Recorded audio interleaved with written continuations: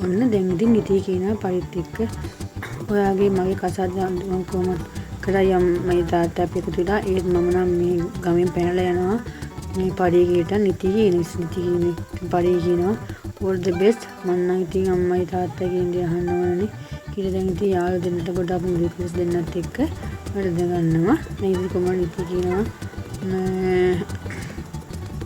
නිතියට දැන් පල්ට දෙන්න ගොඩක්ම දුකයි කොහොමද දැන් ඉතින් නිතිය දුව යනවා මේ වික්‍රම් ගාඩින් කියනවා වික්‍රම් ඔයා මට ගෙදරින් පැලින් උදව් කරනවා නේද ඉතින් වික්‍රම කරගන්න දෙයක් නැහැ ඉතින් නිතිය ළඟට ආවට පස්සේ වික්‍රම නිකන්